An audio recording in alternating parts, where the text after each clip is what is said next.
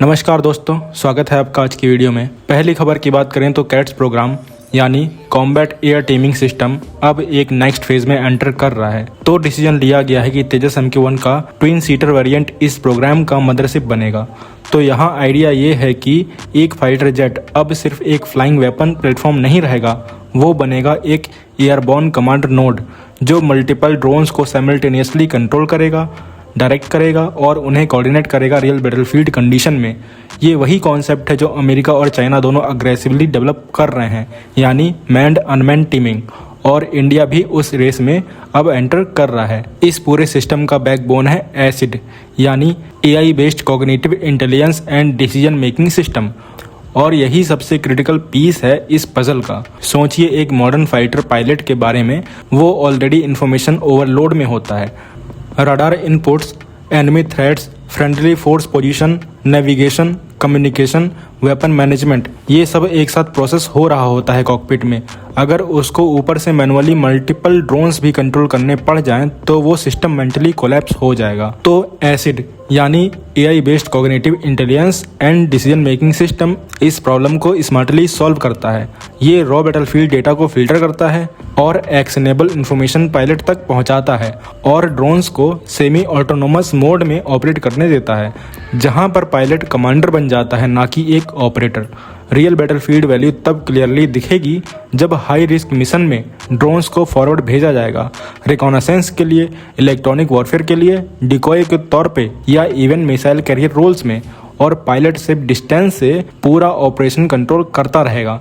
लेकिन एक uncomfortable reality भी यहाँ है जो हमें एक्नॉलेज करनी चाहिए कि तेजस MQ-1A प्रोग्राम खुद अभी चैलेंजेस फेस कर रहा है। GE F404 इंजन सप्लाई के issues, AESA radar integration, flight control laws, ये सब एरियाज हैं जो अभी फुल्ली मैच्योर नहीं हो पाए हैं। और अगर बेस एयरक्राफ्ट ही ऑपरेशनली स्टेबल नहीं है फुल्ली, तो उस पे AI ड्रिवन मदरशिप कॉन्सेप्ट कितना रिलायबल चलेगा, ये भी सोचने वाली बात है। तो लॉन्ग टर्म में ये कॉन्सेप्ट AMCA के लिए भी फाउंडेशन बनेगा। तो आप क्या कहेंगे इस खबर के बारे में कमेंट सेक्शन में जरूर बताइए।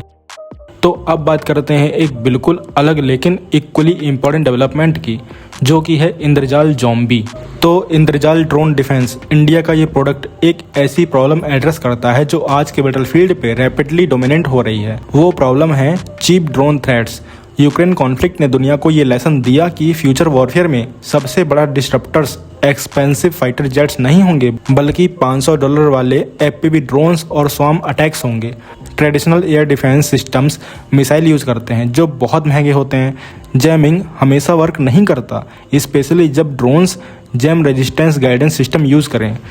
तो ज़ॉम्बी एक हार्ड किल इंटरसेप्टर है, मतलब ये फिजिकली जाके टारगेट ड्रोन को डिस्ट्रॉय करता है, जो कि लाइट वेट है, फास्ट है, AI ड्रिवन है।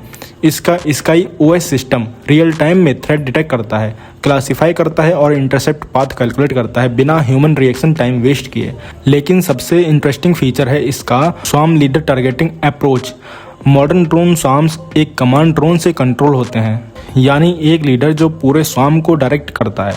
क्योंकि हर इंडिविजुअल ड्रोन को शूट करो तो वो इनएफिशिएंट है, एक्सपेंसिव है और टाइम कंज्यूमिंग भी। लेकिन अगर आप लीडर को आइडेंटिफाई करके स्पेसिफिकली उसे डिस्ट्रॉय कर दो तो पूरा स्वार्म या तो कोलैप्स हो जाएगा या डिसऑर्गेनाइज हो जाएगा, यानी कि मिनिमम एफर्ट और मैक्सिमम इम्पैक्ट। तो ज़ॉम्बी का डिजाइन भी बैटलफील्ड ओरिएंटेड है।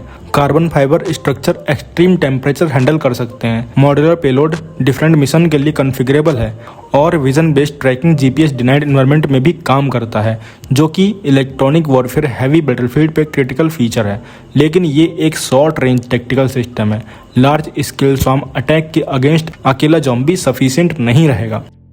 तो दोस्तों अब आते हैं अगले प्रोक्योरमेंट की तरफ। तो स्ट्राइकर आर्मर्ड व्हीकल डील से इंडिया ने क्वाइटली बैक स्टेप ले लिया है, क्योंकि आर्मी की रिक्वायरमेंट सिंपल और नॉन निगोशिएबल है, यानी कि जो प्लेटफॉर्म इंडियन टेरेन में काम करे वही एक्सेप्टेबल है।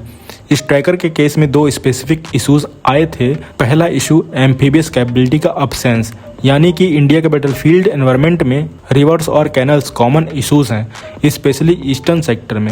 आर्मी को ऐसा व्हीकल चाहिए जो बिना डेडिकेटेड इंजीनियरिंग सपोर्ट के वाटर ऑब्स्टिकल क्रॉस कर सके। स्ट्राइकर ये नहीं कर पाया।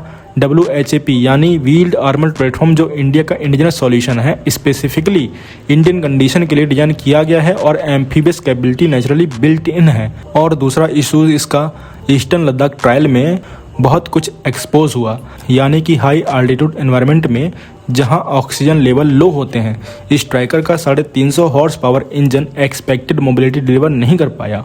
माउंटेन्स में इंजन परफॉर्मेंस ऑलरेडी कंप्रोमाइज्ड होती हैं थिन एयर में, और अगर power to weight ratio strong नहीं है तो स्टीप टेरेन में प्लेटफॉर्म स्ट्रगल करने लग जाता है। तो आर्मी चीफ ने भी स्ट्राइकर को सिर्फ पोटेंशियल कैंडिडेट कहा था, जो डिप्लोमेटिक लैंग्वेज में एक्चुअली एक सिग्नल था कि उस पर इंटरेस्ट इतना नहीं है, और जो कि अब क्लियर हो ही गया कि इंडिया ने इससे बैक स्टेप ले लिया है। और लास्ट खबर की बात करें तो इंडियन नेवी ने 6 additional P-8I maritime petrol aircraft खरीदने का डिसीजन आगे बढ़ाया है, और ये डील $3.5 बिलियन से ज़्यादा की हो सकती है। पर एयरक्राफ्ट कॉस्ट अब 500 से 600 मिलियन डॉलर तक पहुंच गई है, जो पहले के डील से सिग्निफिकेंटली बहुत ज़्यादा है। यहाँ कॉस्ट के बढ़ने का reason global supply chain disruption बताया जा रहा है। इंडिया के पास ऑलरेडी 12 P-8I एयरक्राफ्ट ऑपरेशनल हैं और उन्होंने कंसिस्टेंटली अपनी वर्थ प्रूव की है। ये प्लेटफॉर्म सिर्फ मैरीटाइम सर्विलांस नहीं करेगा, बल्कि anti submarine warfare, anti surface warfare और लॉन्ग रेंज इंटेलिजेंस गैदरिंग, ये सब एक ही प्लेटफॉर्म कर सकता है। इंडियन ओशियन में सबमरीन एक्टिविटी बढ़ रही है, चाइना की नेवल प्रेजेंस एक्सपेंड हो रही है, और इस कॉन्टेक्स्ट में P-8I की कैपेबिलिटी सिंपली जरूरी है अभी के लिए। और एक interesting point, Ladakh stand of के दौरान P-8I को लैंड बेस्ड सर्विलांस के लिए भी यूज़ किया गया। ये वर्सटैलिटी इस प्लेटफॉर्म को और वैल्यूएबल बना देती है, लेकिन इतना एक्सपेंसिव प्लेटफॉर्म बार बार प्रोक्योर करना बजट पे रियल प्रेशर डाल देगा और डिपेंडेंसी भी बढ़ेगी। इंडिया के पास इस कैटेगरी में कोई इंडिजिनस अल्टरनेटिव नहीं है अभी तक तो, और ये गैप एक्नॉलेज करना बहुत ज़रूरी है। शॉर्ट टर्म में ये डील ऑपरेशनली फुल्ली जस्टिफाइड है, लेकिन लॉन्ग टर्म में ये एक रिमाइंडर भी है कि ज़रूरी प्लेटफॉर्म्स में सेल्फ रिलायंस अचीवमेंट बहुत ज़्यादा ज़रूरी है। तो आप क्या कहेंगे इन सब खबरों के बारे में कमेंट सेक्शन में जरूर बताइए। मिलते हैं नेक्स्ट वीडियो में। Thanks for watching. जय हिंद, जय भारत।